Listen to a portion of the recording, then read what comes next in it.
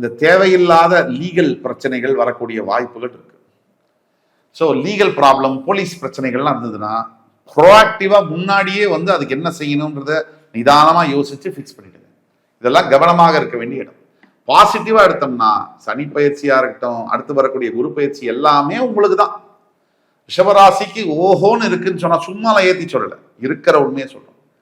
ஆனா தனிப்பட்ட ஜாதகத்துல பிரச்சனை இருக்குன்னு சொல்லிட்டு இங்க வந்து கமெண்ட்ஸ்ல வந்து எங்களுக்கு சரியாவே இல்லைன்னு சொன்னீங்கன்னா இது வந்து என்ன சொல்றதுன்னு தெரியாது. தனிப்பட்ட ஒவ்வொரு பிறப்பு ஜாதகமும் யூனிக்கான ஜாதகம். நாம் சொல்லக்கூடிய பொது பலன்கள் 75% ஒர்க் பண்ணும், சந்தேகமே இல்லை. அதற்கு மேல தனிப்பட்ட ஜாதகத்துல விதி விலக்குகள் இருந்ததுன்னா நம்ம சொல்லக்கூடிய பலன்கள் மாறும். ஆக அவசரப்படாம தெளிவோட செயல்பட வேண்டும். என்ன செய்யலாம்? ரிஷபராசியை பொறுத்த வரைக்கும் 2 விஷயம். சந்திரன் உச்சமான வீடு, அதனால எப்பவுமே ஓவர் திங்கிங் அப்படிங்கிறது இருக்கும். சனி வேற 11 லாபஸ்தானத்துல வராரா, 9க்கும் 10க்கும் அதிபதி 11ல வந்து உட்கார்றாரு. பணம் வர ஆரம்பிச்சுன்னா ஏற்கனவே இருக்கிற திங்கிங்கோட அதிகமான ஓவர் திங்கிங் ஆகும்.